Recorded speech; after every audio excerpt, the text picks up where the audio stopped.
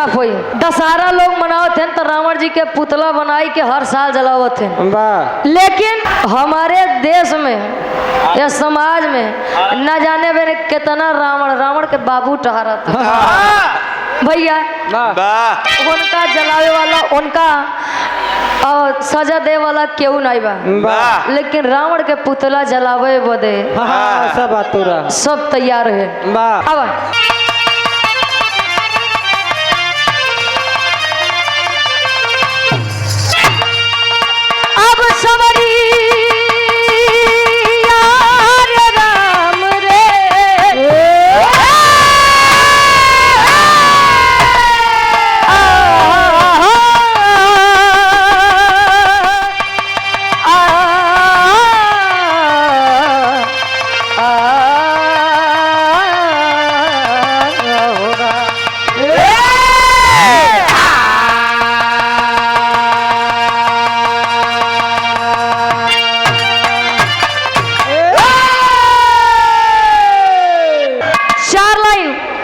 कवि का भूमिका के अंदर भाव है।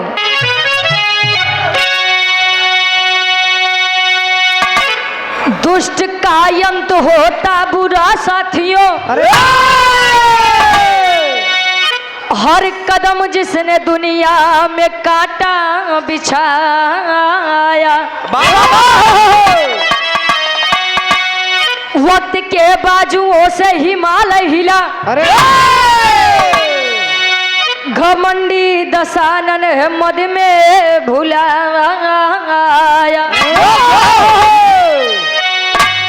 कर हरन जानकी का जहर बो दिया,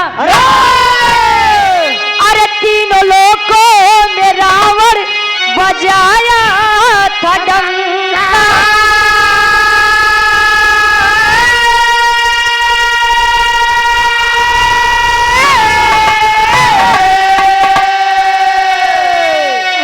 पुत्र होकर धर्म भूल बैठा, पाप की आग में जल गई सारी लंका।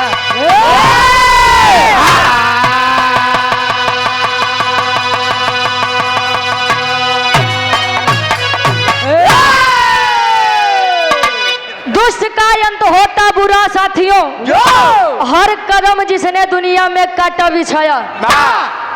कहा जाते बुरी नजर वाले तेरा मुंह काला, हमका काहे देखा होता हो। ए भैया, बुरा कर्म का सदैव बुरा नतीजा होता है।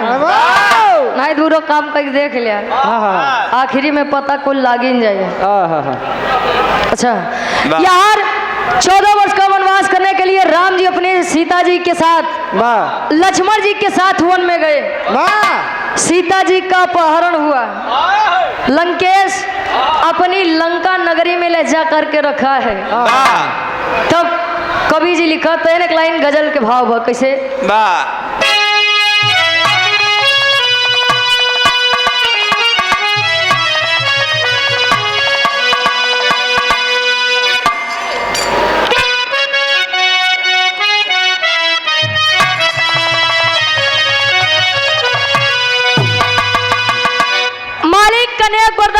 परवरदिगार अल्लाह से फरियाद करे, अरे वाह,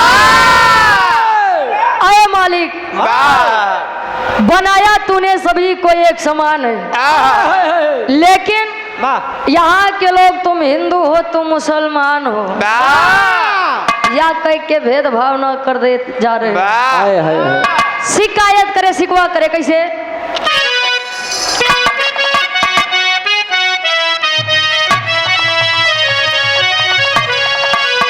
अरे भर दे झोली मेरी या मोहम्मद,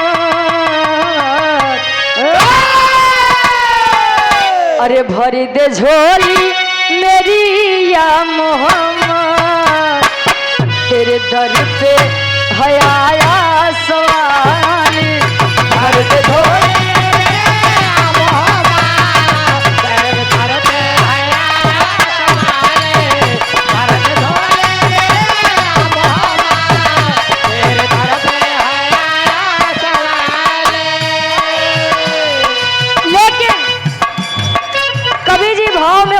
गावत है कैसे सिंधु का जल नहरी की जी जलेगा सिंधु का जल नहरी की जी जलेगा कोटिनो सूर्य पावक उगल दे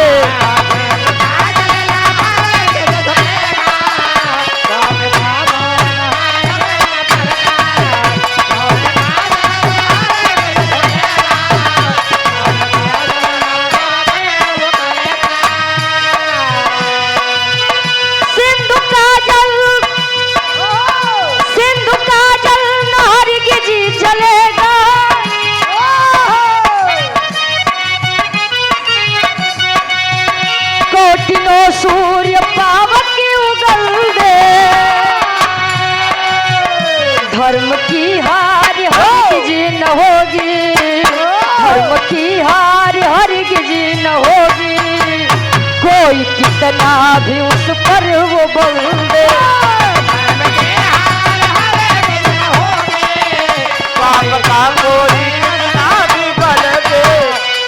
कहा जाता है झूठ की कभी जीत नहीं होती और सत्य की कभी नहीं होती। कहे निर्दयी दिल कभी बदल नहीं सकता अरे पत्थर कभी पिघल नहीं सकता झूठ सोने सा लग तो सकता है लेकिन झूठ सोने में बदल नहीं सकता झूठ कितनो क्लियरिटी से बोलबा कितनो ओवर कॉन्फिडेंस के साथ बोलबा लेकिन झूठ झूठ ही बा हमारे बिरहा के कहानी की शुरुआत यही से बा कैसे गुरुजी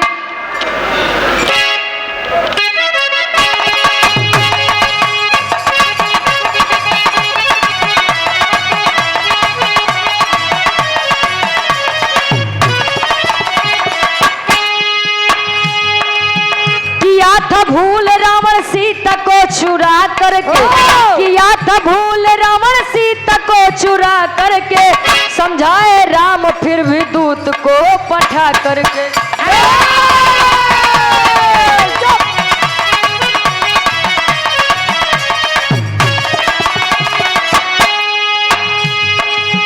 अहे में चूर रावण एक नहीं माना है अहे में चूर रावण एक नहीं माना है अंत में राम ने रावण से जंग ठाना है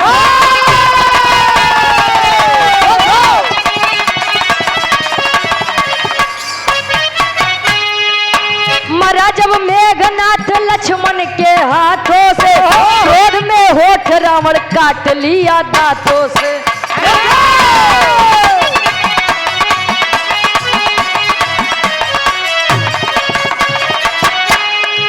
लिए कमान तीर वीर लड़ने आया है मगर रण क्षेत्र में मौत सही पाया है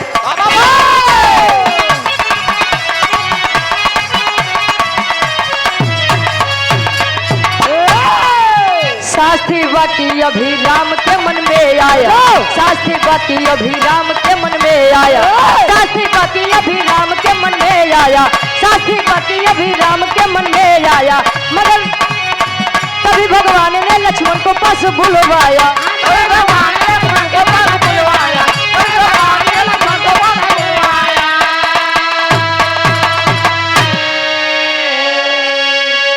कहानी के समझ ला आसान पूर्ण विश्वास बा कहानी शीशक के जैसा साफ हुई जब रावण माई सीता के लंका नगरी में लई के गए प्रभु श्री रामचंद्र जी कईयों दूत भेजे ऐसा है रावण मानी जाए झूठा युद्ध न कर अंगद जी जब गए अंगद जी ने कहा हमें अपन एक कदम यहाँ रखो तो ही अजय हमारी कदम डिगाई दे तोरे पूरे लंका के बात करते ही अगर मेरा या पैर आपके लंका नगरी का कोई भी वीर उठा दिया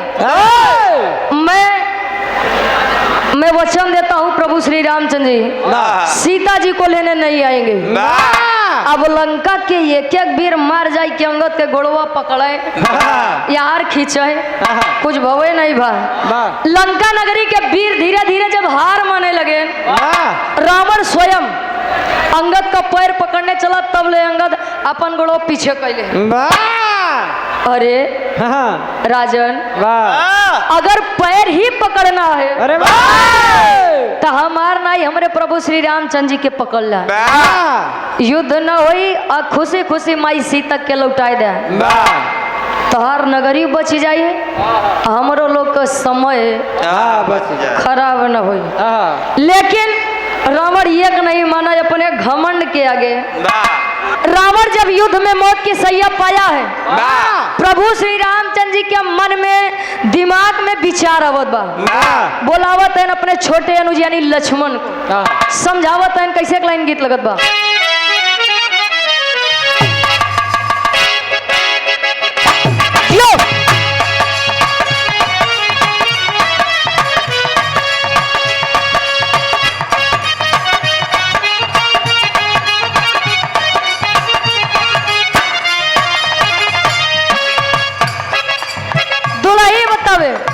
मन करे सिलावट पलोड़ा से कुछ दी जवानी रजऊ, मन करे सिलावट पलोड़ा से कुछ दी जवानी रजऊ, मन करे सिलावट पलोड़ा से कुछ दी जवानी रजऊ,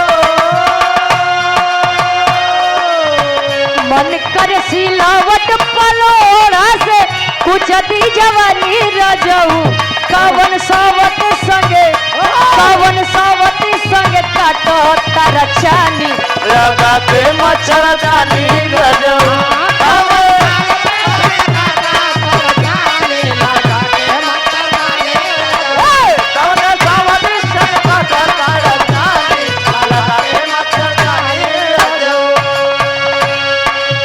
लेकिन रावण जब मरा है तो स्वयं प्रभु श्री रामचंद्र जी लक्ष्मण जी से कहा तेन का कहे, राम जी समझाओ तेन कैसे। लक्ष्मण से कहे समझाई तू बात रघुराई ये भाई, लक्ष्मण से कहे समझाई तू बात रघुराई ये भाई, लक्ष्मण से कहे समझाई तू बात रघुराई ये भाई, लक्ष्मण से कहे समझाई तू बात रघुराई ये भाई, रावण पंडित के सरनिया में जाई तू सरला झुकाई ये बाप, रावण पंडित के सरनिया में जाई तू सरला झुकाई ये भाई, रावण पंडित के सरनिया में जाई तू सरला झुकाई ये भाई। लक्ष्मण जी से प्रभु श्री रामचंद्र जी कहे लक्ष्मण, रावण जैसा ज्ञानी कोई नहीं था, जब 6 महीना के बाद आगे जाए के जानी जाए उसी बड़ ज्ञानी के हुए कहे, तब कहे हम चाहते है कि रावण अब जान ला एकदम आखिरी उनका समय चलत बा, हम सोचते है उनके मृत्यु पावे से पहले तू जाए के उनसे कुछ सीख ला। 10 शीश वाला है, इतना हल्के में उकार आखिर शंकर जी के भक्त रह, हल्के में नाला जाए के उसे कुछ ज्ञान लिया। तब ले लक्ष्मण जी कहना अच्छा रावण जी से कहा था कि जाए के ज्ञान ले, हम कहे लक्ष्मण छोटे भाई हो मेरे, मैं जो कहता हूँ कुछ सोच और विचार कर ही कहता हूँ। अच्छा पहले के समय में भय हरा रात रहे, भय को हरने वाला भय हरा, आज के समय में सब भय करा होता, भय को पैदा करने वाला है। आज लक्ष्मण जी ना चाहते हुए भी राम जी की आज्ञा हेतु जा रहे हैं। कैसे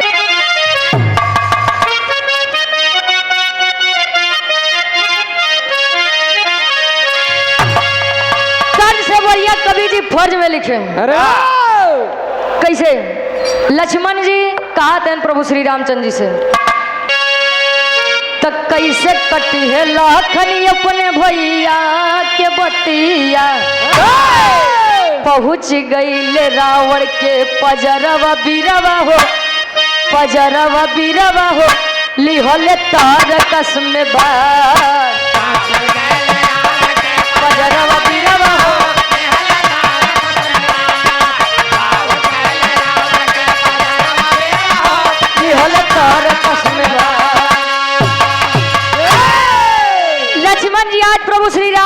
के बात मान के गए, तीर कमान ले अच्छा जाई के मन नहीं बा। बतावा अपने दुश्मन लगे जाई हम उसी ज्ञान ले वो दे मैं नहीं जाऊंगा, लेकिन आज राम जी की आज्ञा है तो गए तो जहाँ रावण जी लेटा है, मृत्यु को सैया को जब पाया है रावण जब लेटा बा तो जाई के सिरहाने खड़ा हो गए। कैसे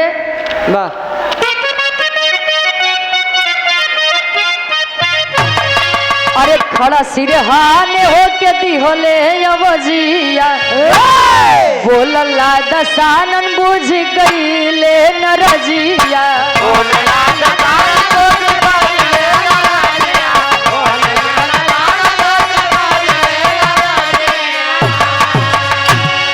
राम पास अइले करत बिचरवा बिरवा हो लिहले तार कसम बार।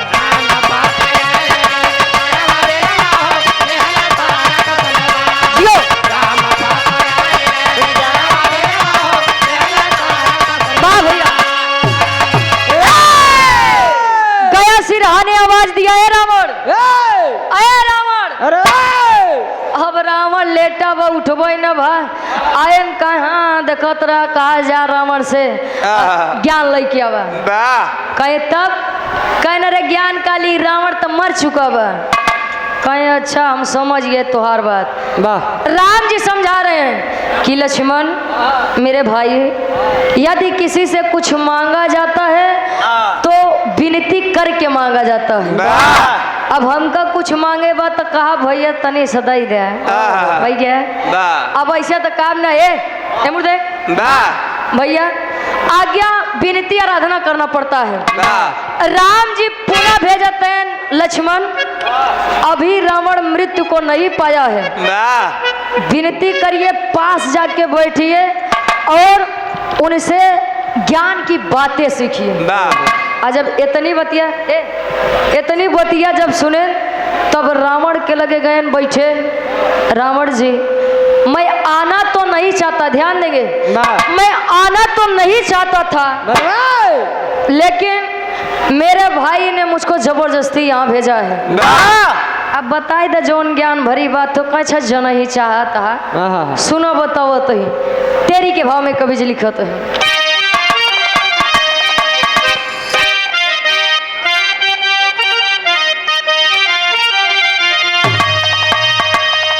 अरे लखन के संकित भइले मनवा, अरे लखन के संकित भइले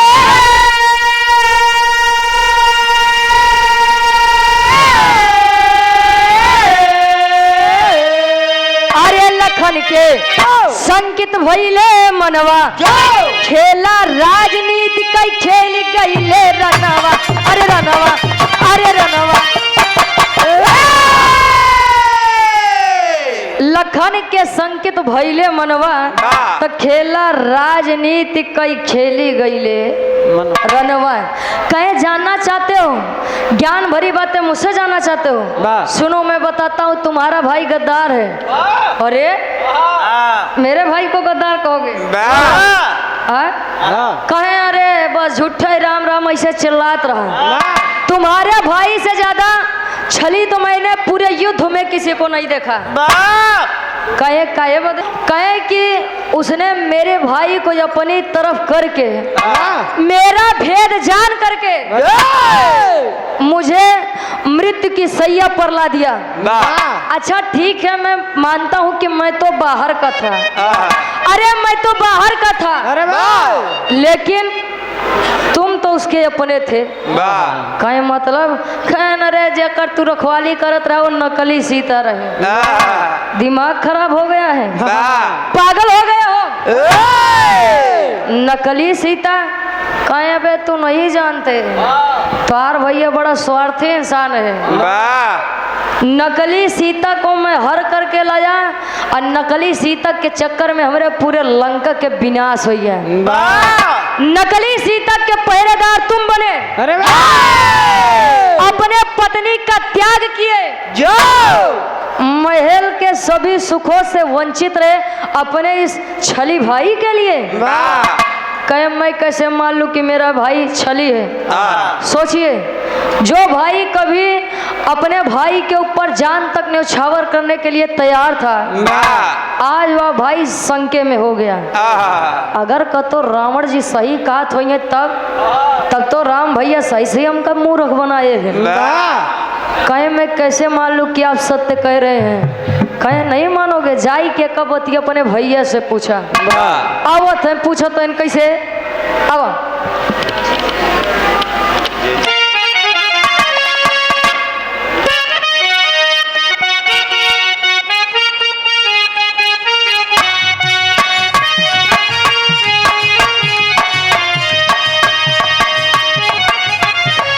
लक्ष्मण मन में विचार कर रहे हैं, सोच रहे हैं। वही लक्ष्मण जी जे भाई बदे अपन जान तक दे भरे तैयार रहे। सोचत कहे का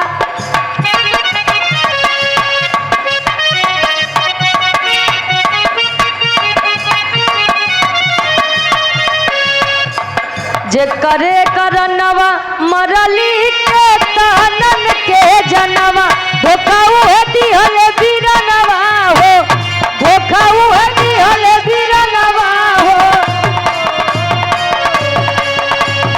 जे करे करनवा मरली के तहनन के जनवा धोखाऊ है दिहल बीरनवा हो, धोखाऊ है दिहल बीरनवा हो।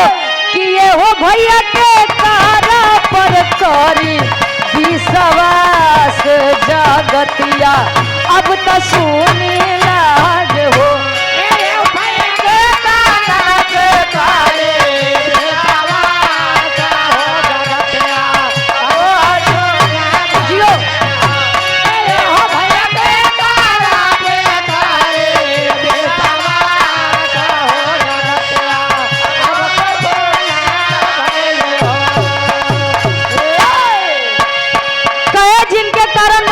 पत्नी को छोड़ दिया, अपना राजपाट छोड़ दिया, उन्हीं ने मेरे साथ इतना बड़ा विश्वासघात किया। क्यों?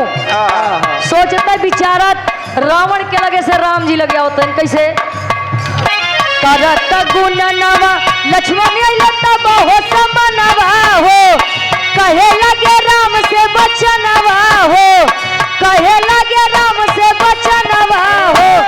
ए हो भैया भेदावा छुपवला होई के खास जगतिया अब तो सुने लाज हो। ए हो भैया भेदावा छुपवला होई के खास जगतिया अब तो सुने लाज हो। ए हो भैया भेदावा छुपवला होई के खास जगतिया अब तो सुने लाज हो। सोचत विचारत लक्ष्मण जी आज राम जी लगे जब आए, और राम जी लगे जब आए तो मुंह लटकाए हैं। राम जी कहन क्या हुआ, सब ठीक तो है ना, क्या हुआ, कोई ज्ञान नहीं मिला क्या? कहे ज्ञान जौन मिला तो मिला वो ठीक हुआ है। एक ज्ञान ऐसा मिल गया, अगर आप रावण जी लगे भेजता ना तो शायद आज हम ही भेद जानू न पाई। कैसा भेद? कहे सत्य बताइए, जिन सीता माँ की हम रक्षा के लिए तैनात थे वो सीता जी असली है कि नकली? अब राम जी सोचे न रे यार ये बतिया इनके कहाँ से पता चली। अब जब इतनी बतिया सुने कहें सत्य बताना प्रभु, सीता जी असली थी या नकली? कहे नकली। कहे मतलब कि रावण सत्य बोल रहा था। नकली सीता को ले जाकर के उसने अपनी लंका का नाश करवाया, और यहाँ हम नकली सीता के चक्कर में अपने मेहरारू अपने राजपाट से दूर रहे। क्यों किया आपने? क्यों किया आपने ऐसा? अरे आपको मैं तो पूजता था, अपना आराध्य मानता था, और आप ही ने मेरे साथ इतना बड़ा छल किया। कहे लक्ष्मण तुम हमको गलत समझ रहे हो भाई। कहे गलत सही समझे वो देव कुछ बचे नहीं बा। मैं जान रहा हूँ। क्या समझू मैं आपको? अरे शुरू से ही मेरे साथ ही आपने छल किया। रावण न बताते तो शायद आप यह भेद मुझसे न बताते। कहे लक्ष्मण ढेर गरमान है, पहले हमारी बात सुना। कौन सी बात? कहे कि याद करा तू शेष नाग या उतारी है। जब तू शेष नाग रहा तोरे बिटिया के मेघनाथ स्वयंवर में जबरदस्ती अपने साथ लेके गरहन। उस समय भरी सभा में आपको पराजित करके जब वह गया था, भरी सभा में आप अपमानित होने के बाद आपने कहा था कि मैं इसे छोड़ूंगा नहीं। और मेघनाथ को यह वरदान था कि उसको वही पुरुष मार सकेगा जो नीत का परित्याग किया हो, अपने मेहरारू के त्याग किए हो। भैया सामाजिक सुख सुविधा से जो दूर रहा हो, मेघनाथ को वही मार सकता है जे निद्रा आसन से कोसों दूर रहा हो। कहे जाने चाहता हम तोरे साथ ऐसा काहे की है, तो सुना हमार बात। पहापट के भाव में कवि लिखत है,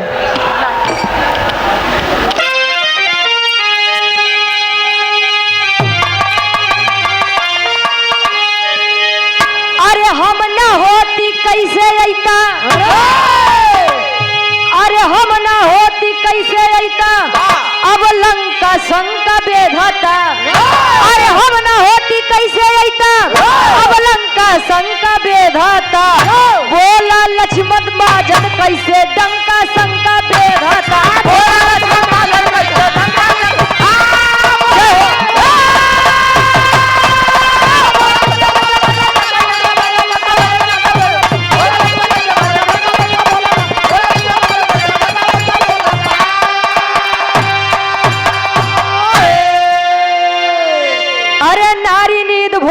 छोटा बतिया असली जान हो, तुम्हारी न पौता रण के अंदर अब मेघनाथ के जान हो। अरे लखन वीर के टूटल बा अब पंखा शंका बेधता।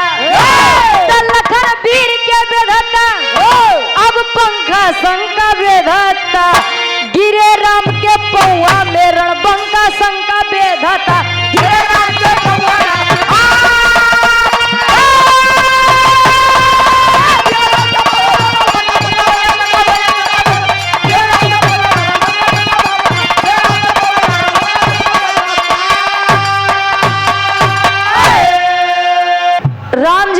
यदि मैं आपके साथ ऐसा ना करता तो आप शायद अपनी पत्नी का त्याग न करते, नारी नींद भोजन का त्याग न करते, तो मेघनाथ के प्राण आप रण में नहीं मार सकते थे।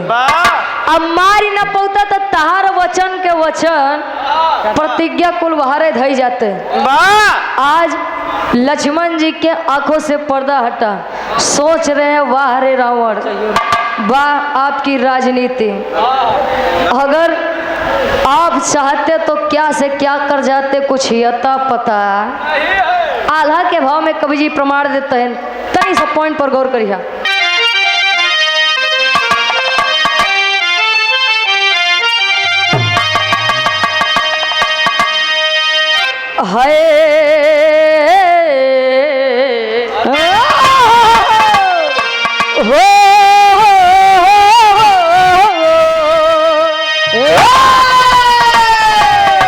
अरे राम समझावे लखन विधि के विधनवा बाटे।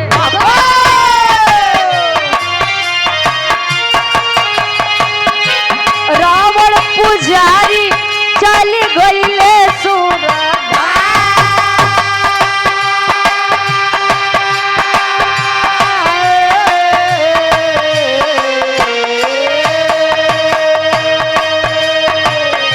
कैले राजनीति रावण बुझी नहीं पवला लक्ष्मण।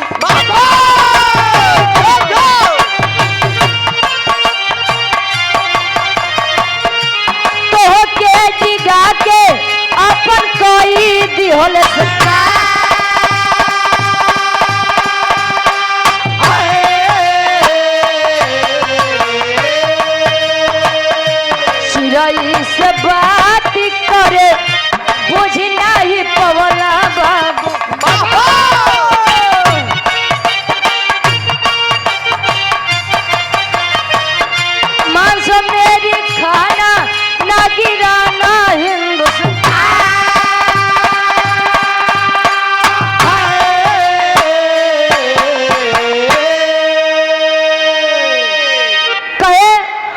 जान लीजिए इस पूरे युद्ध में रावण से बड़ा राजनेता कोई नहीं था। वाह। अभी आप अपने ऊपर देख लीजिए, कहीं कल कोई आप मेरे लिए अपनी जान देना उचित समझते थे, लेकिन रावण ने आपको ऐसा भरमाया, ऐसा राजनीति खेले कि आई के तू हम से मार घर मात रहे, तू काहे ऐसा की कहे। तब कहे रावण पक्षी से बात कर रहा था, रावण को पता था कि मैं मरूंगा।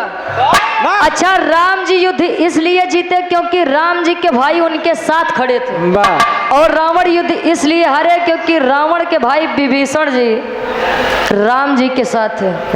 भाई हो तो सच कहूँ तो कुंभकर्ण जैसा हो, जानता था कि मेरा भाई गलत है, अन्याय के पद पर है, लेकिन अपने भाई के साथ नहीं छोड़ा। अगर विभीषण जाई के वो भेद न बतौते महाराज, वही नाभि में मारे का राम जी मार लेते का रावण का। भैया घर का भेद ही लंका ढाए है। कहे वो पक्षी से बात कर रहा था, बोला था मेरी मांस खाना तो हिंदुस्तान की धरती पर मत गिराना। कहीं क्यों? क्योंकि हिंदुस्तान के धरती पर राम के तो पूजा हुई, लेकिन नारियों की इज्जत सरेआम लूटी जाएगी। कहूँ लोग हमका दोष न दे, कोई रावण चक्कर में कुछ हो। रावण सीता जी को लेकर गया था तो सुरक्षित रखा था, आज कब के करे साथे का हो जाएगी कुछ यता पता नहीं बा। खड़ी के भाव में कभी लिखा था,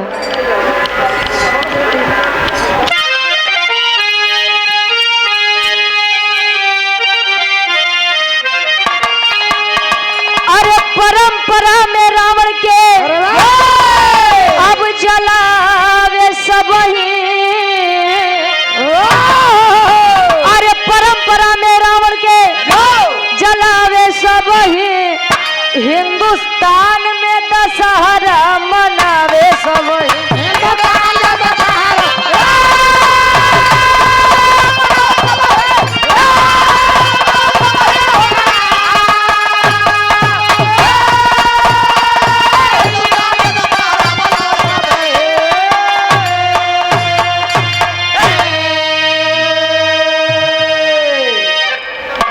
यार लक्ष्मण जी को बता करके लंका नगरी जीत के सीता जी के साथ राम जी वापस आए। दशहरा लोग मनावत थे तो रावण जी के पुतला बनाई के हर साल जलावत थे, लेकिन हमारे देश में या समाज में न जाने मैंने कितना रावण के बाबू टहरा था। भैया उनका जलावे वाला, उनका सजा दे वाला क्यों नहीं बा, लेकिन रावण के पुतला जलावे बदे सब तैयार है। कभी जी लिखा था कैसे, अरे कमियों बुराई में अच्छाई भी दिखाई, खुद के ऊपर मनई जब अंगूरी उठाई।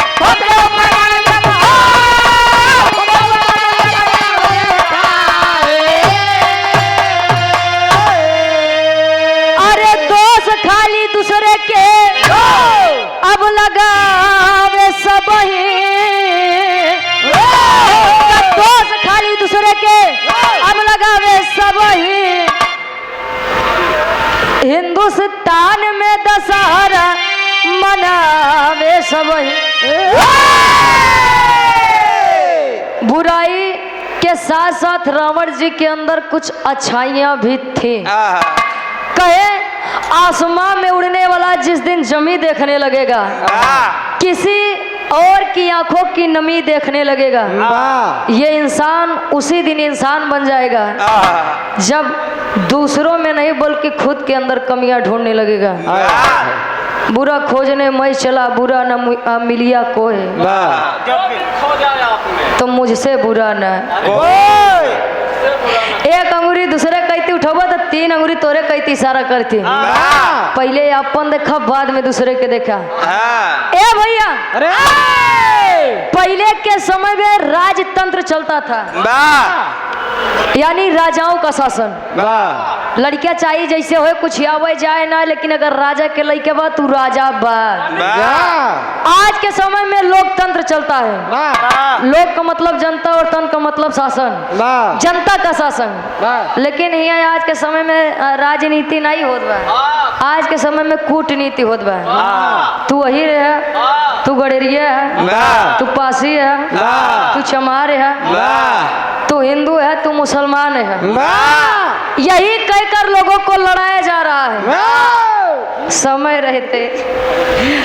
रहते आँख खोल ले जा महाराज, नहीं तो कहाँ पहुँच जाबा कुछ अता पता है नहीं बा। ध्यान देंगे, सावन के महीना चलत रहा, सब केहू कंवरिया के जल लई के मार कमर चढ़ावे, जल चढ़ावे जाते रहे। पूरी रोड को वन वे कर दिया गया था ताकि हिंदू भाइयों को कोई दिक्कत ना हो। अब मुसलमान के कोनो त्योहार आ जाए, 1 घंटा अगर वो सुरेश चाचा सड़क पे अपन काम करे बदे तनी सा डीजे साउंड बजा दे तो सबका दिक्कत हो ही लागत है। इशारों को समझिए, राज को राज रहने दीजिए भैया। मान लो पूरे रामायण में सबसे बड़ा राजनेता तो रावण रहा। आज के समय में हर घर में 2 राजनेता हैं। अरे मेरे विराट के शीर्षक रहा आखिरी में खानदान के परिचय बा। अब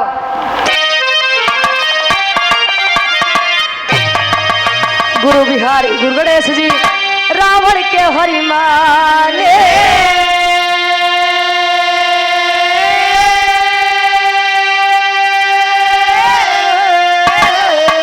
तो भक्त कसाई सब ही को प्रभुता से अपने हारे।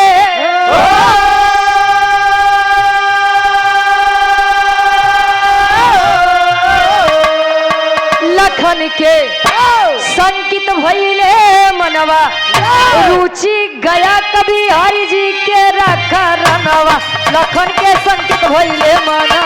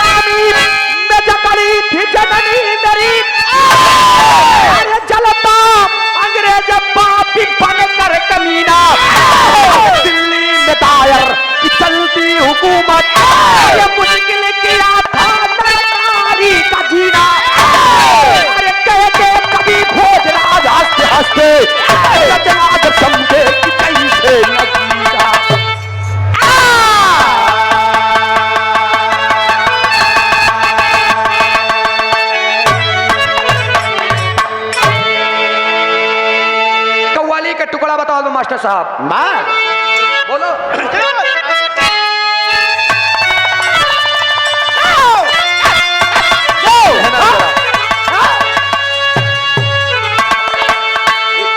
कव्वाली तैबा वाले साजना, कमली वाले साजना, अरे तैबा वाले साजना, कमली वाले साजना, तेरा दीदार जरूरी है, आने को तो मैं आ जाता मस्जिद में, मगर ऐ खुदा मेरी भी मजबूरी है। बहुत दुनिया में हम टहाटार बिरहा गाए हुई, अगर अपने क्षेत्र में अपने ही लोगों के बीच में इन टूटे फूटे शब्दों को ना बयां कर सकूं तो मैं कोई कलाकार नहीं हूं। कव्वाली का टुकड़ा हम बताओगे मार साहब कैसा?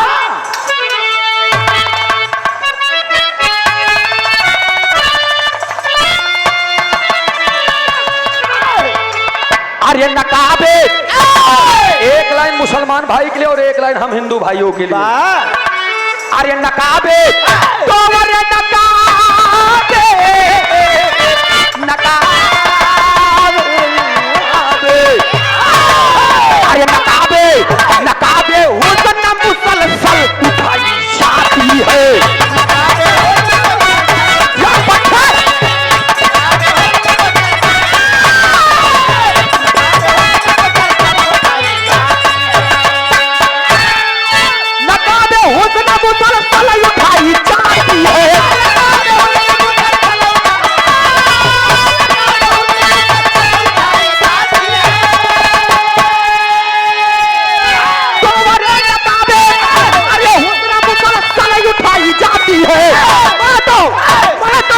मैं तो पीता नहीं जबरन पिलाई जाती है, मैं तो पीता नहीं जबरन पिलाई जाती है।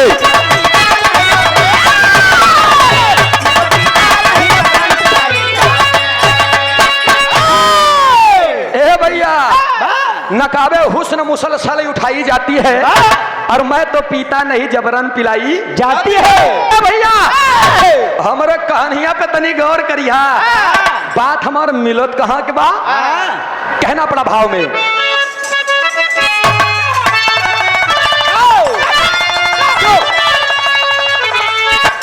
अरे मिटे हैं तो अरे मिटे,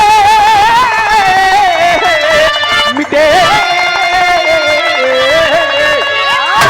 मिटे हैं हिंद पर जवान की कहानी है।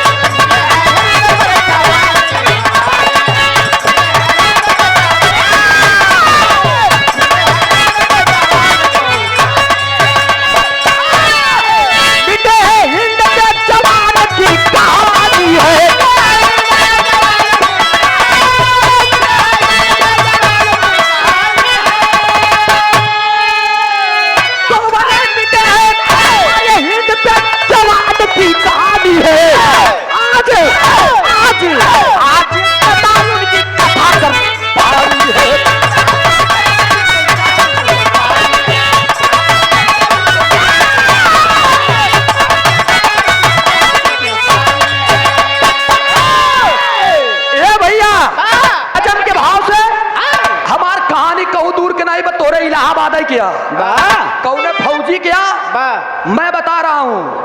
मैं बिरहा गा रहा था और लाइव आया था फोन में और फौजी जुड़ गया लाइव में। जुड़ जाने के बाद उसने मुझसे कांटेक्ट नंबर मांगा, मैंने कांटेक्ट नंबर दे दिया। 3 दिन तक मैसेज फोन में नहीं उठा पाया, लगातार कार्यक्रम था, सो रहा था, उठा फोन लगाया, मैंने कहा बता भाई क्या बात है। उसने कहा भैया मैं नीरज यादव बोल रहा हूँ। कहाँ से? बताता है मेरा घर फतेहपुर है। अच्छा फतेहपुर का ना, कहने मेरा घर फतेहपुर में है। हम के तो बोले कि मैं फौजी जवान हूँ। मैंने कहा जय हिंद सर। कहन जय हिंद। कहन मेरी बड़ी अजीब कहानी है। हमने कहा क्या? मैंने रिकॉर्डिंग चालू कर दिया। अब वो अपनी कथा को जब बताया तो मैं खुद भावुक हो गया। जब मैं भावुक हो गया, फोन कटने के बाद 2 दिन में मैंने उस बिरहा को लिख दिया और जिस बिरहा को लिखा उसे मैं बयां कर रहा हूं नजम के भाव में। बताओ गिरमार साहब।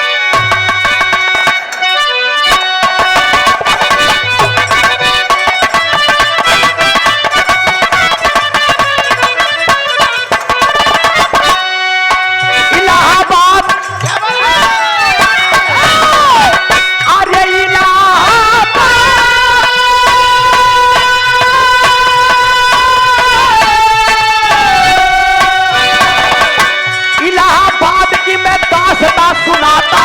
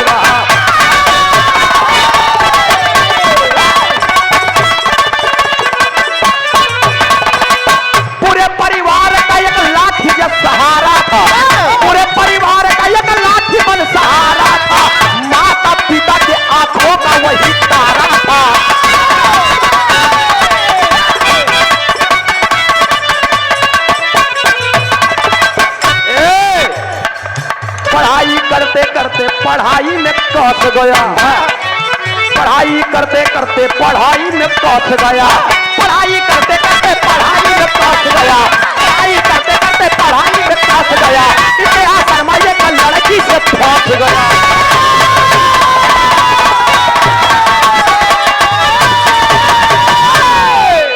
अब तनी हमारे बात पे ध्यान दा।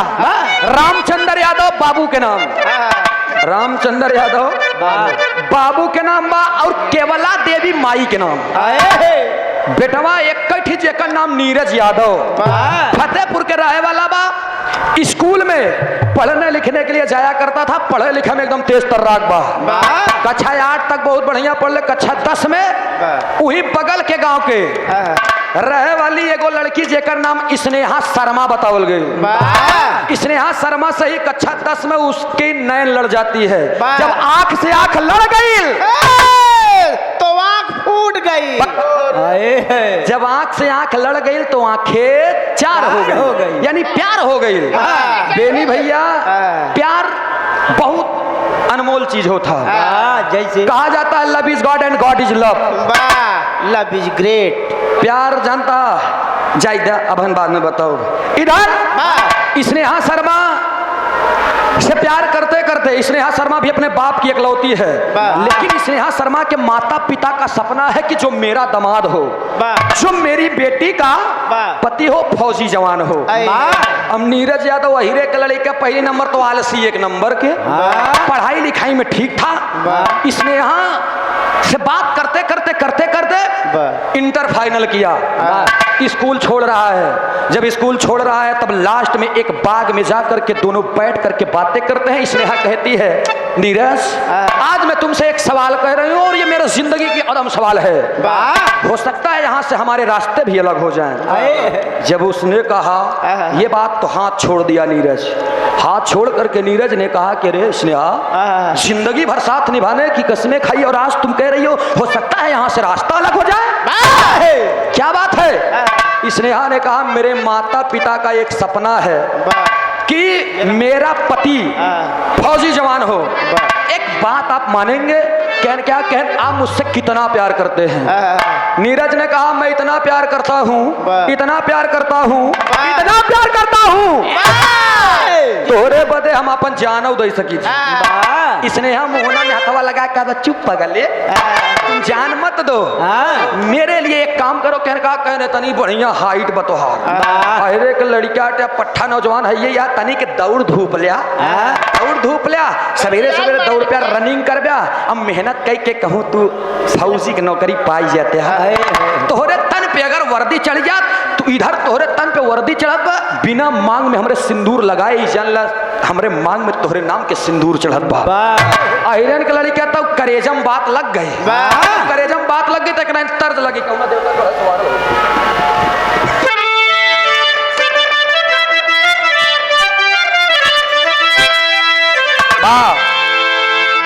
कोनो हसीन लड़की रहे रुचि, हसीन लड़की रहे, लड़कवा देख के ऊ लड़किया के कहत बा का कहे,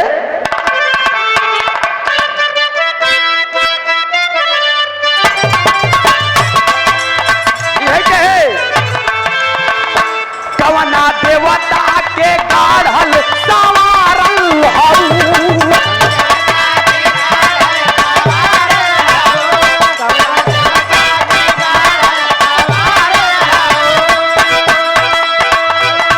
हमरा खातिर जमीन पर उतारल हऊ,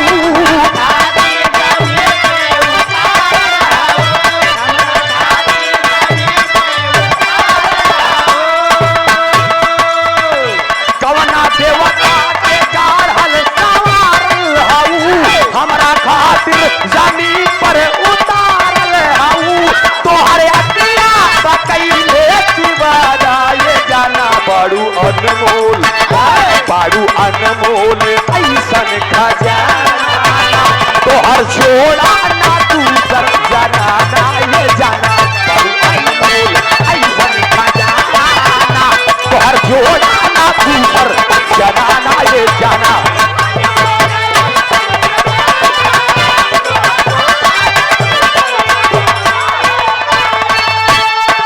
जितने लोग हैं कहानी कही कहीं और की नहीं, अपने ही फतेहपुर की है। लेकिन आप देखा लग गई रे लड़का के करेजम बात, मेहनत करना शुरू कर दिया। सुबह उठता है, चल देता है दौड़ने के लिए, दौड़ करके आता है, 6 महीने मेहनत करके आज नौजवान धीरे धीरे धीरे धीरे भर्ती आई है। ऑनलाइन भर्ती में इधर बेचारा ऑनलाइन फॉर्म अप्लाई करत बा, ऑनलाइन फॉर्म अप्लाई किया, जाता है पेपर देता है, लिखित परीक्षा पास किया, दौड़ कर आता है। अब सोचा पहले 19 मिनट 51 सेकंड में उसने अपनी रेस निकाल दी नीरज यादव ने। और जब रेस निकाल दी, घर पे आया कुछ दिन के बाद, और जब कुछ दिन के बाद ज्वाइनिंग लेटर जब घर पे आया तो महतारी बेचारी केवला देवी जनता ही न रहा है। जब वर्दीदार गार्ड पहन के आई, जब ना डाकिया लेके, जब डाकिया लेके दुआरे चिट्ठी आई ज्वाइनिंग लेटर, तो केवला बेचारी रोए ला, कहा कि साहब कहन के निर्जा कोनो गलती करेस का? ना ना ना ना, निर्जा जवन करेस तोरे गांव में क्यों नहीं करेस? माई लगी रोवे, का करेस महारानी गाड़ा, का करेस मुफु कहूना? कहना रे करेस कुछ नहीं, माई कहन का कहन तोहार बेटवा फौजी हो गया। अब देखा भाई तक दुख में रोवत रहे, माई खुशी में रोवे लागी ना, हमारा बेटवा फौजी हो गया। 2 घंटा बाद जब नीरज आया, जब माँ से मिला तो माई कहनिया बेटवा हिया बुला करके अपने आंचल पल्लू उठा करके अपने बेटवा को पूछा, बेटवा आज तू हमार करेजा गदगद कर दिया, लाल तू फौजी हो गया। निकाल करके जब लेटर के बक, कल सुबह ही निकलना है, फौजी जवान हो तो अभी नीरज यादव है। सुबह 4 बजे की बेला में तैयार हो रहा है, वर्दी कसत बा, और फोन लगाता है स्नेहा शर्मा के पास, लगा करके एक बात का कहे ये भाव में बताओ गई कैसे?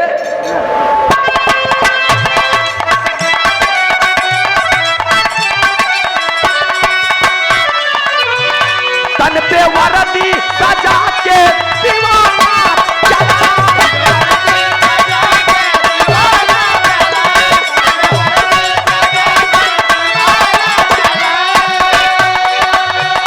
चलते कसकर वतन का मस्ताना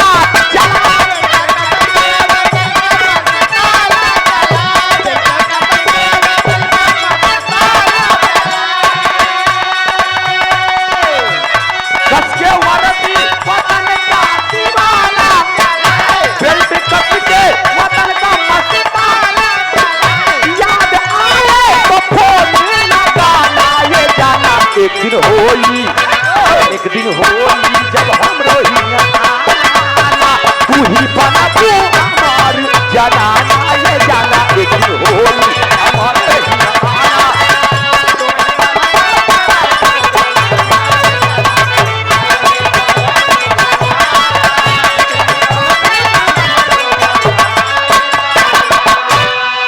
समय बीत रहा है। स्नेहा शर्मा के पास फोन करके और नीरज यादव फौजी जवान कहता है कि ये स्नेहा, तेरे सपने को तेरा आशिक साकार कर दिया, अरे बन गया फौजी जवान। तो निकल रहा हूं मैं, कहाँ? छत्तीसगढ़ जगदलपुर में पहली ड्यूटी, पहली पोस्टिंग छत्तीसगढ़ जगदलपुर में लगन बा। फौजी जवान चल देता है और कहता है स्नेहा, मेरी याद आए तो फोन कर लेना, यही नंबर है हमारा, बराबर बातें नहीं हो पाएंगी, मात्र हिंद के रक्षा में जा रहा है तेरा प्रेमी, तेरा पति, तेरा आशिक। चूम करके विदा करती है स्नेहा शर्मा, जाओ कोई माई का लाल अब रोक नहीं सकता हम दोनों को एक होने से। इतना कह देना हो कि स्नेहा शर्मा के जो बाबू रहे वो कश्मीर में बर्फ के कंपनी में बर्फ वाला काम ही करते रहे, बेचारू उधर कंपनी में काम करते रहे, बर्फ वाला सारा एक काम धंधा करते रहे, कच्चा धंधा रहे, लेकिन कमाई अच्छा खासा रहे। स्नेहा शर्मा बेचारी इतना कह के विदा कर दी, पति चल लिया छत्तीसगढ़ जगदलपुर में। धीरे धीरे 3 से 4 महीना बीत गया, मातृभूमि के सेवा में समर्पित होते होते आज मन इतना लग गया बा उनकर कि नीरज यादव भूल गया अपने स्नेहा शर्मा को, बहुत कम याद बा। बात चलती थी तो स्नेहा की याद आ जाती थी। स्नेहा के पास फोन करके कभी कभी बातें हो जाया करती थी। समय बीतता ही गया। जब लड़का ना ही कुछ बना रहते हैं तो उनका लोग ढीठ, बेहुदा, नालायक, बेवकूफ तमाम चीजों से नवाजते हैं। अगर कोनो लड़का कुछ बन जाता तो ढेर अगुआ के लाइन लग जाता। अब नीरज यादव फौजी जवान हो, जब केवला देवी के लगे लोग जाए लागे, और जब जाए लगे तो माई बेचारू रामचंद्र से पूछबो न कर रहे।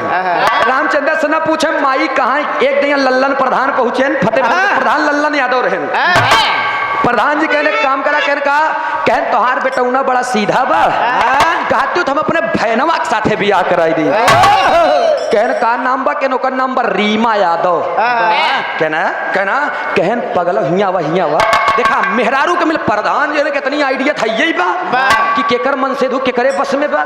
मेहरारू बोला कि नहीं, कहन 10 लाख रुपया, एक ही बुलेट, अंगूठी, जंजीर, हमारे एकदम जहाँ प्रधान आऊंगा गाज देव की माई कहीं न रही। 10 लाख रुपया, 10 लाख रुपया माई सोचत बा। सोचते सोचते घर में बैठी है रामचंद्र आयन कहें सैया कहने हमरे बेटवा बोलावा जल्दी। फोन लगाती है, और जब फोन लगाए अपने बेटवा के लगे तो एक लाइन तर्ज में कहना पड़ा। कैसे मास्टर साहब?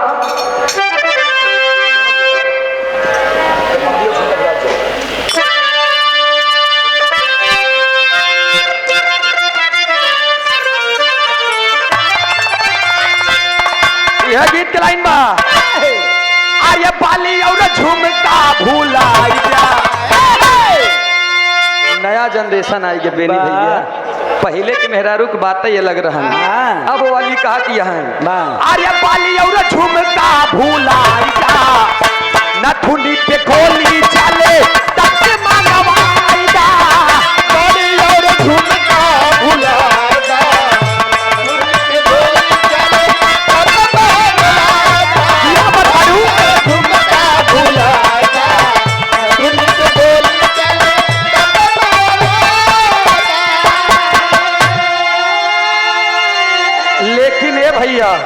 इधर नीरज यादव के पास फोन जाता है, माँ फोन करती है, लेकिन नीरज यादव के पास फोन किया गया, देखा केवला देवी कहा बेटवा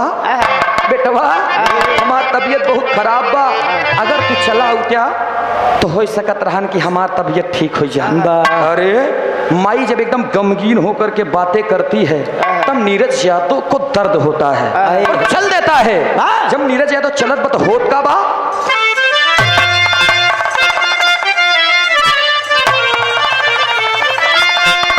माई का बेटा के बोला के आ गया नीरज। जब आवत बा माई के लेखत बा कि माई खटिए बैठी है, जाए कि माई के गोड़े के माई तोहार तबीयत खराब रहा, कहें बेटवा बस तो का देख ही बरे। तो फिर कहीं सुना, कहें का पानी उन्हें नहीं पिया होती है, उनका सुरूर चढ़ा 10 लाख रुपया, बुलेट, अंगूठी, जंजीर। माई कहती है का अरे माई का बेटा के बोला के ए बेटवा, अरे माई का बेटा के बोला के इच्छा पूरा काई दे जा सदिया रचाई के।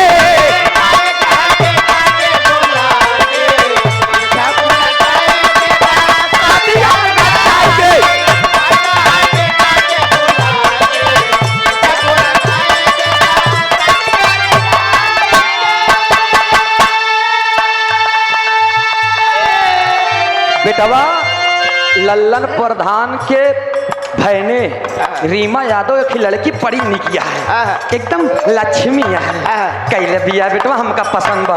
आप देखा नीरज यादव के 6 महीना बाद जब बियाहे के नाम सुने न तब होत का बा। सदिया के बात सुन के नेहा याद आई,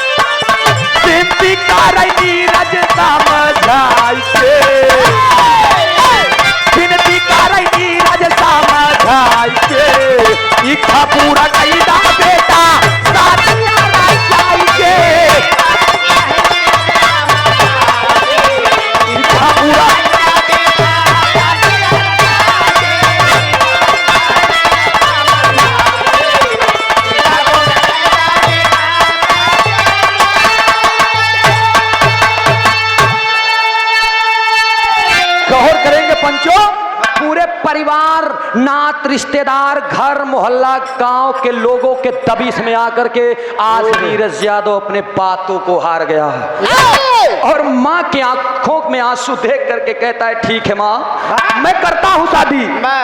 भैया इधर बेचारी स्नेहा के साथ धोखा हो गया, बिया पड़ गई, देख देखवारी भइल, पसंदी पसंदा हो गया, चल दिया फौजी जवान।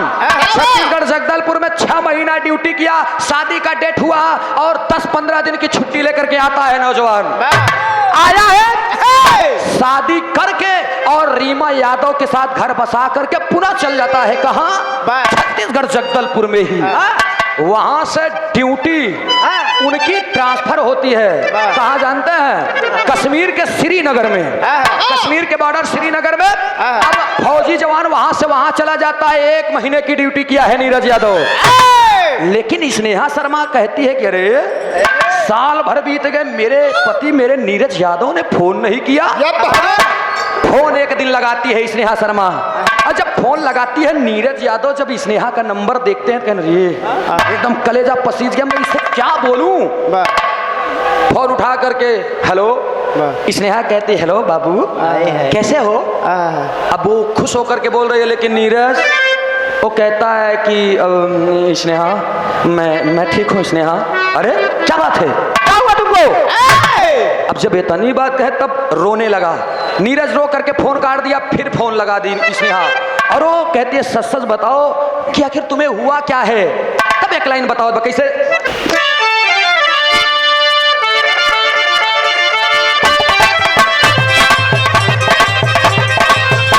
बहुत अच्छे।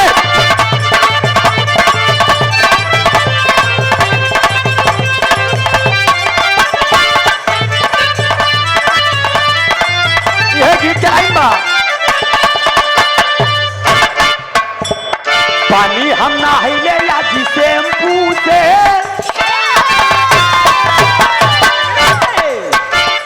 पानी हम नहाइले या जी शैम्पू से, अब तारा सखी सैयद शैम्पू से।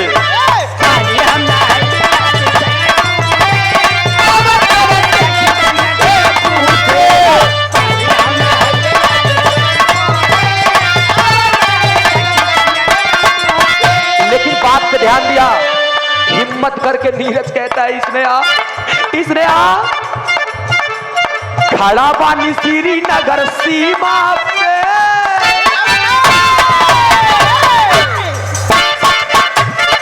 मुझसे गलती हो गई है इसने आ, मुझे माफ करना। क्या गलती है? मैंने तुम्हारे साथ बहुत बड़ी गद्दारी की है। क्या गद्दारी? अरे जिसे लोग धोखा कहते हैं, मैंने धोखा दे दिया तुम्हें। कैसा धोखा? खड़ा पानी श्रीनगर सीमा पे हो गई दिया हमारी माँ से। खड़ा पानी श्रीनगर सीमा पे हो गई दिया हमारी माँ से। खड़ा पानी श्रीनगर सीमा पे हो गई दिया हमारी माँ से। अरे बाप रे बाप, हाथ से फोन छूट गया इसने, हाथ उठा करके फोन करते हेलो हेलो हेलो, क्या क्या कह रहे हो तुम शादी कर लिए और तुमने मुझे बताया नहीं? ये गलत है, ये गलत है नीरज। मैंने जिंदगी में शादी ना करने की इच्छा ठान ली थी कि तू ही मेरा पति है, और तुम, मेरा पूरा परिवार, पूरा मोहल्ला, मेरे माता पिता सब जानते हैं कि नीरज ही मेरा पति है, और आज तुम मुझे धोखा दे रहे हो, ये गलत है। नीरज कहता है नहीं, अब मैं तुम्हारे जिंदगी में नहीं आ सकता, मुझे भूल जाओ। अरे बाप रे बाप, इतना कह करके नीरज ने फोन काटा और फोन को ऑफ कर दिया। जब फोन को स्विच ऑफ कर दिया, बार बार ट्राई कर रही है स्नेहा शर्मा, फोन जब नहीं लागत बा, कमरे का दरवाजा बंद करके उस कमरे में जा करके टूट करके रो रही है। और टूट के जब रोवत बा, एक लाइन कहा बका,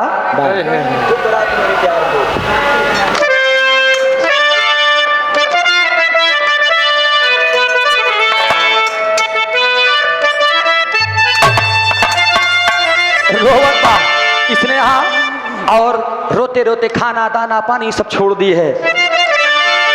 उसके घर से लोग आ रहे हैं। माता कहती है कि बेटा स्नेहा कब तक नहीं खाओगी, छोड़ने वाला छोड़ गया तुम्हें, अब उसकी चिंता मत करो। लेकिन माँ के कलेजे से लिपट करके, गले से लग करके स्नेहा कहती है माँ, मैंने अपने पति को खोया है माँ, मुझे दुख है, एक भी नी वाला वहां से नीचे नहीं जा रहा है माँ, मैं खा नहीं पाऊंगी। माँ अपने सामने अपने बच्ची को 2 कवर जब खाना खिलाती है तो फिर स्नेहा कहती है मुझे माफ करना माँ, मुझसे खाना नहीं खाया जाएगा। लोग इकट्ठा होकर के स्नेहा को समझा रहे हैं। तब स्नेहा नीरज यादव को याद करके एक बात कहती है। का कहत बा यह कहे, आर्य ठुकरा के मेरे प्यार को,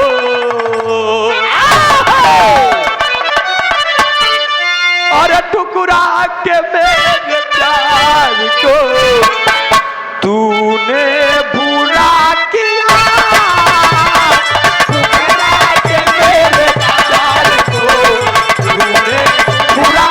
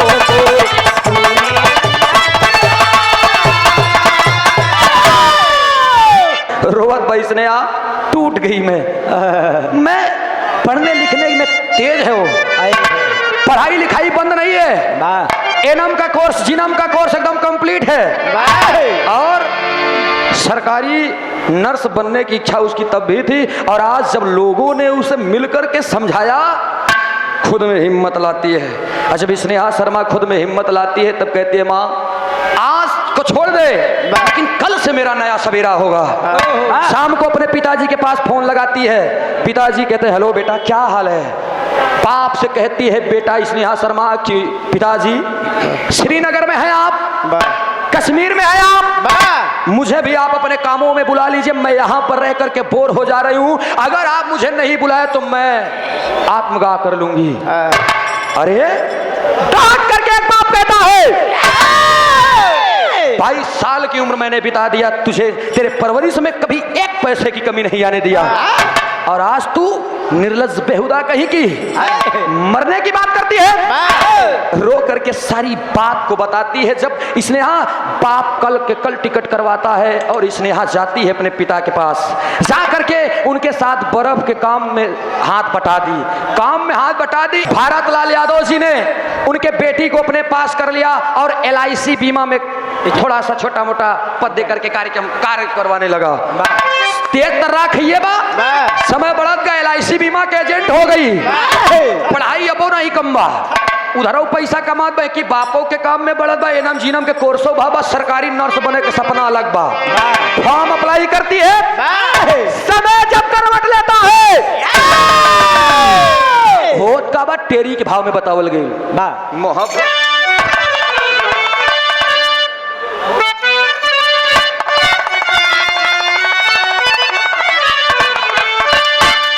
मोहब्बत जिंदाबाद कह दिया, अरे मोहब्बत जिंदाबाद।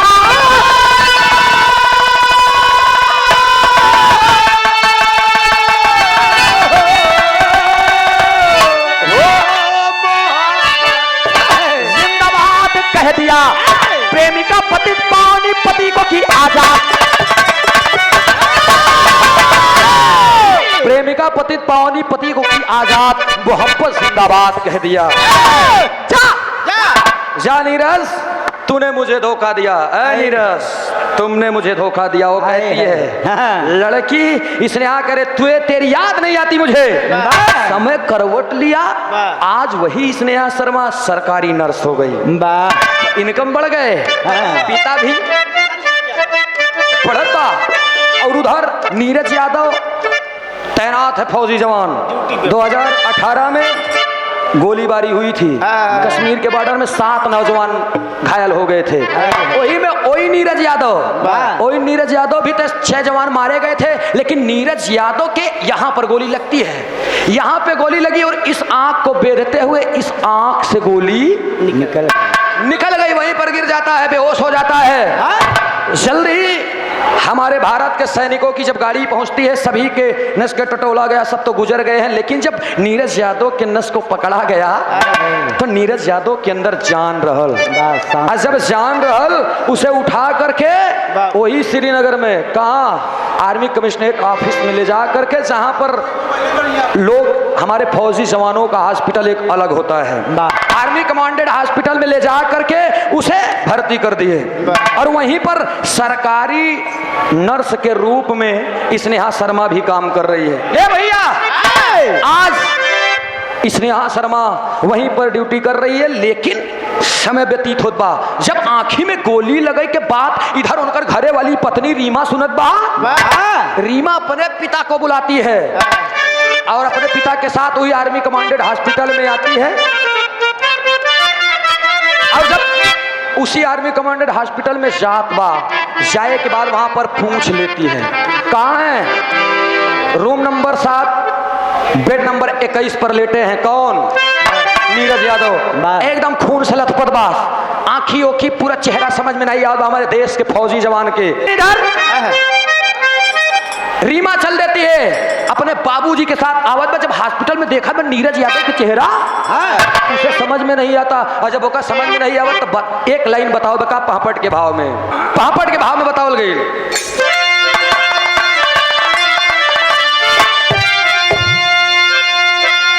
अरे देखी दशा रोवत बड़ी मा यादव कहीं के माधव से। अरे देखी दशा रोवनी मा यादव कहीं के माधव से। अरे बाप रे बाप, आंखी से आंसू चल चल चल चल चल इतना तेज बहात बा कि अपने पति को पहचान नहीं पा रही है कि अरे बाप रे बाप, मेरे पति की ये दुर्दशा है। होता बा अरे देखी दशा रोवत बड़ी मा यादव कहीं के माधव से, के चिता के पड़ गई अब पागल कहीं के माधव से।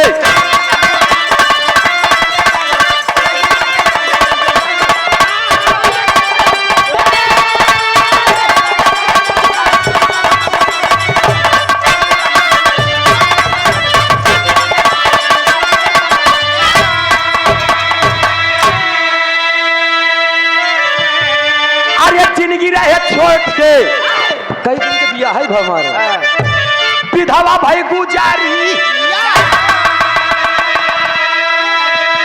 अब सोचा पति जियत बा, लेकिन मांग ओंग के सिंदूर वही मिटाई दे रीमा। सोचा पहले अब पति जी रहा है भी, आंखों में आंसू है, लेकिन मांग के सिंदूर मिटा करके करत बाता। अरे पति बात जिंदा लेकिन विधवा भाई गुजारी।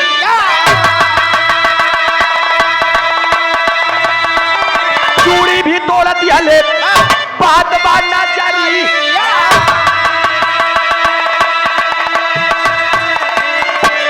अरे भेष बनाए रीमा जैसे पागल कहीं के माधव से। अरे भेष बनाए रीमा जैसे पागल कहीं के माधव से, के चिता के कहीं है जब चिता तो कहीं के माधव से।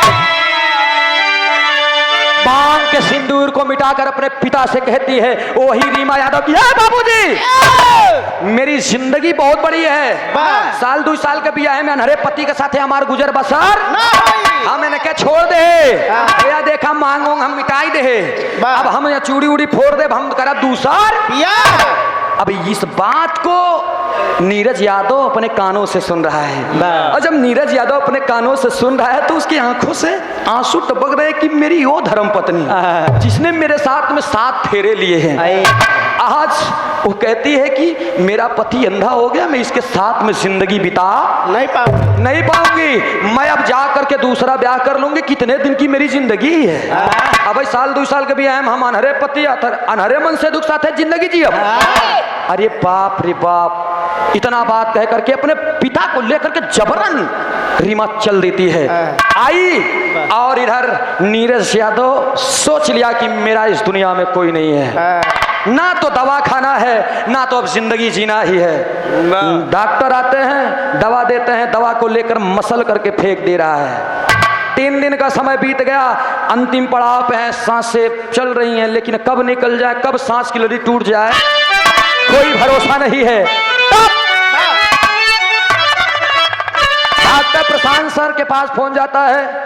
डॉक्टर प्रशांत सर आते हैं, उन्होंने देखा तो उन्होंने कहा कि ओहो ये फौजी हमारे देश का है, तैयार तो आ रही है लेकिन इसकी जिंदगी अब नहीं है, अब ये कब चला जाए कोई भरोसा नहीं। उसी दिन देखते देखते देखते देखते मरीजों को वही Sneha Sharma room number 7 bed number 21 पे पहुंचती है। चेहरे को देख करके लथपथ एकदम, अरे बाप रे बाप।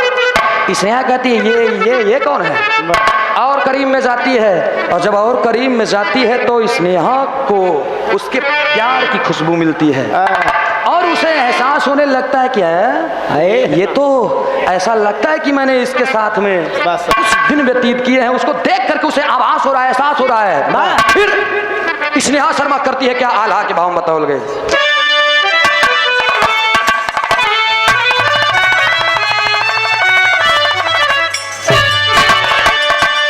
आए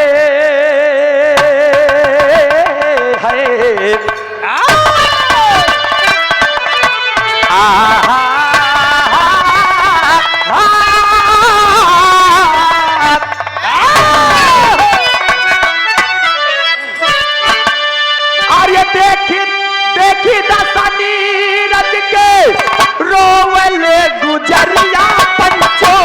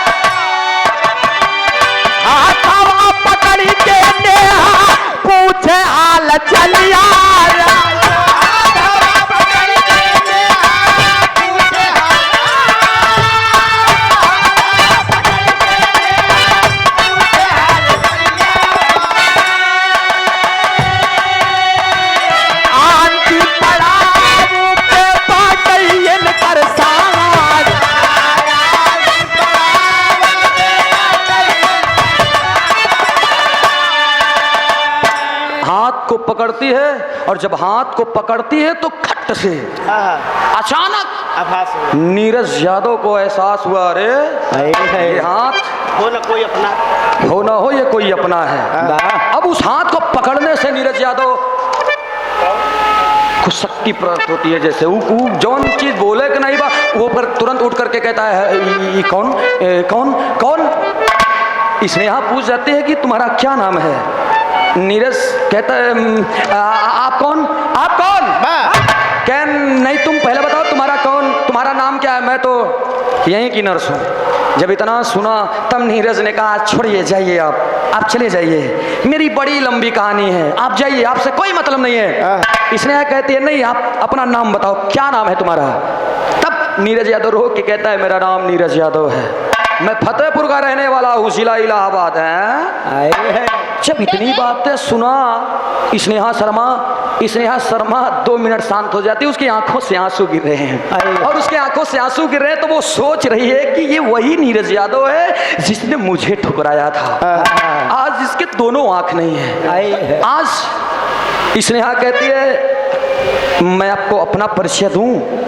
तब नीरज कहता है, जी डॉक्टर साहिबा आप रहने दीजिए, मुझे किसी की परिचय की जरूरत नहीं, मेरा अंतिम समय चल रहा है। क्यों? क्योंकि मेरे पूरे परिवार, मेरा प्यार, मेरा घर द्वार और मेरी बीबी भी मेरा साथ छोड़ दी। अच्छा इतना बात सुने न कहना रे, तुम्हारी बीबी, तुमने मनपसंद शादी की थी, फिर तुम्हारी बीबी तुम्हारा साथ क्यों छोड़ा?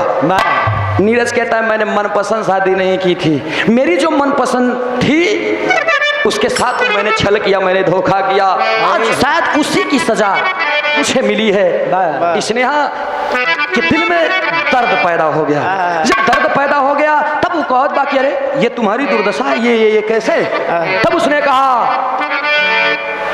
उग्रवादियों के साथ भिड़ंत में गोली लगी और इस जगह पर गोली लगी और दोनों आंखों को बेचते हुए चली गई अंदर अंदर। बड़ी भयानक, एकदम पूरा खून से लथपथ। 8 से 9 घंटे मुझे किसी ने पाया ही नहीं, और जब पाया तो मैं आया यहीं पर और जान गई स्नेहा शर्मा की ये मेरा आशिक, मेरा पति, जिसे मैंने पति माना था, आज वो अंधा हो गया है। लेकिन उसके दिल में कहीं ना कहीं दर्द है। जा करके बड़े सर अपने प्रशांत सर से बुला करके आज स्नेहा शर्मा हाथ जोड़ कर एक बात कहा, यही अल्लाह के भाव में का बताओ बा।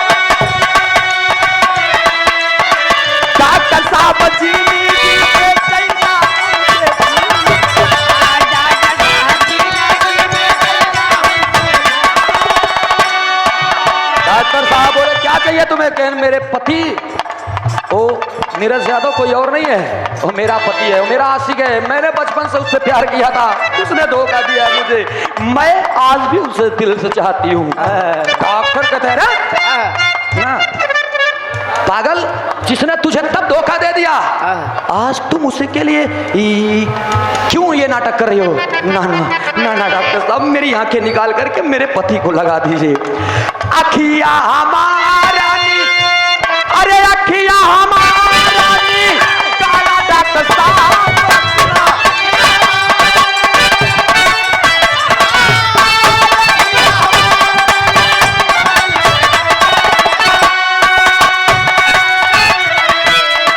जिंदगी में पाती जीते मिलल हमरे,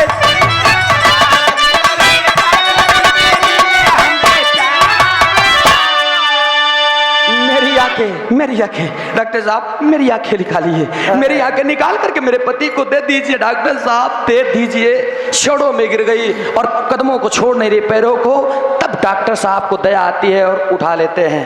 कहते हैं ठीक है बेटा, अगर तुम कहती हो तो तुम दोनों आंखें मत देना उसे, एक आंखें दे दो जिसे तुम भी देख सको और वो भी देख सके। जब इतना बात डॉक्टर साहब ने कहा तो स्नेहा शर्मा ने कहा ठीक साहब ठीक, कोई बात नहीं। दोनों को ऑपरेशन थिएटर में ले जाते हैं अंदर, आंखें एक निकाल करके और नीरज यादव को लगाया गया। अब आंखी निकलत बात क्योंकि सही सलामत आंखी निकली तो दर्द ना हुई, लेकिन आज सोचिए प्रेम में इतनी ताकत होती है। प्यार तो दुनिया में बहुत लोग करते हैं, लेकिन प्यार का अंतिम पड़ाव, अंतिम मंजिल कहाँ होती है? इसे देख करके तो घिन आती है, लेकिन आज इसमें स्नेहा शर्मा अपनी एक आंखें निकाल करके अपने पति नीरज यादव को दे दी। 3 महीने बीत गए, 3 महीने बीत गए, और जब 3-4 महीने बीते हैं तब दोनों का बेड आमने सामने कर दिया जाता है। आमने सामने करके दोनों को, नीरज यादव को इधर का मुंह करवाते हैं और स्नेहा शर्मा का इधर का, दोनों का आमने सामने मुंह करके, और आंखों की पट्टी खोली जा रही है। और जब आंखों की पट्टी खोली जा रही है, आंखों की पट्टी खुल गई, अब डॉक्टर साहब ने कहा धीरे धीरे करके दोनों लोग आंखें खोलिए। नीरज यादव भी धीरे धीरे करके आंखें खोल रहा है और स्नेहा शर्मा भी धीरे धीरे करके आंखें खोल रही है। जब दोनों ने आंखें खोला, नीरज यादव के सामने बचपन की प्रेमिका स्नेहा शर्मा और स्नेहा शर्मा के सामने उसका दिल से माना हुआ पति एक दूसरे को देख करके खुद को रोक न सके और उसी हॉस्पिटल में दोनों गले से लग गए। गले से जब लग गए रोने लगे। रोते रोते स्नेहा शर्मा ने कहा मेरे साथ तुमने बहुत गलत किया नीरज, लेकिन मेरे दिल में आज भी दर्द था। मेरा प्यार अगर सच्चाई है प्रेम में तो मेरी मोहब्बत मुझे एक न एक दिन मिलेगी जरूर। इतना दिल में सोचा था, लेकिन डॉक्टर साहब देख करके मन में प्रसन्न होकर तमाम जितने भी मरीज हैं वहां पे तालियां बजा रहे हैं कि अरे बाप रे बाप ऐसा प्यार। सब कहानी को सुन करके फिर डॉक्टर प्रशांत ने 10 रुपया खर्चा करके सिंदूर की डिब्बी मंगाई। उसी हॉस्पिटल में दोनों की शादी करवा दिए। नीरज यादव अपने हाथों से लेकर के 7 चुटकी सिंदूर डाल दिया हॉस्पिटल में ही और स्नेहा शर्मा को अपना करके घर पहुंचा। रीमा यादव को तलाक पेपर दे दिया, जाओ डिवोर्स दे दिया, जाओ तुम अपनी जिंदगी में खुश रहो। आज भी फतेहपुर की धरती पर वो नीरज यादव है मेरा बहुत करीबी और मेरा बहुत अच्छा मित्र है। वो दोनों लोग हैं वहां पर। बारे ऐसी दुनिया के लोग और ऐसा मोहब्बत ऐसा प्यार मैं चाहूंगा एक जोरदार ताली बजा करके स्नेहा के नाम से। ऐसी लड़की आज भी इस धरती पर है, इस दुनिया में है। नमन करता हूं ऐसे लड़कियों को। और कुछ लड़कियां उड़ौआ हैं उनका तो नाम ही न लिया भाई। पंधारी भाव में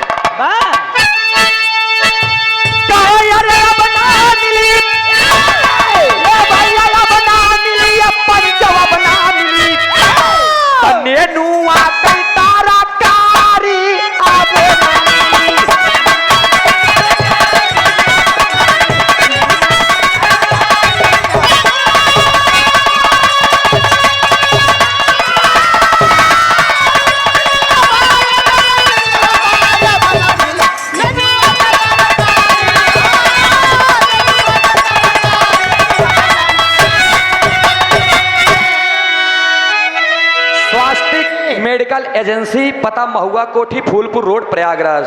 प्रोप्राइटर दिनेश कुमार हमारे हृदय के गार्जियन हैं आप और विराह के बड़े शुभचिंतक हैं, हमारे बहुत बड़े फैन हैं। ये 201 रुपया का पुरस्कार आपके श्री चरणों में कोटि कोटि नमन बपड़ाम आशीर्वाद दे हम बच्चे कला में कामयाब रहे।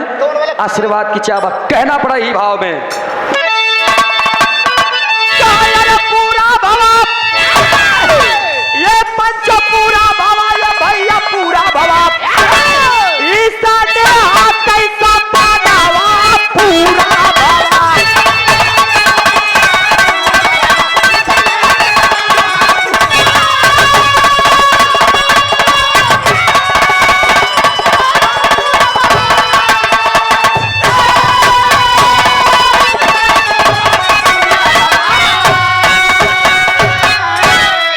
वही बचपन के बिछड़े प्रेमी प्रेमिका फिर से अपने जिंदगी को गुजर बसर करना वही प्यार के साथ। भुल्लू रामधार हैदर अरे गुरुवर राजारा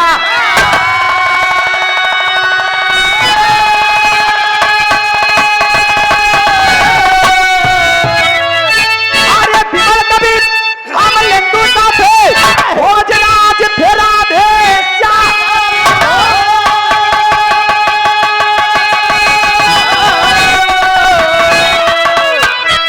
मोहब्बत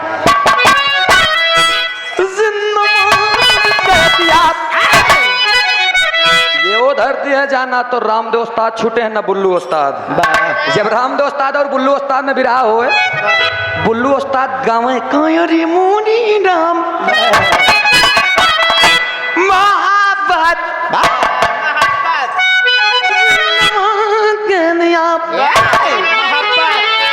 जब लड़कावे तो रामदेव उस्ताद खड़ा हुए का ये बुल्लू गोवाल कहा लड़कावता निहुरावता खड़ा करा। रामदेव उस्ताद खड़ा करें कैसे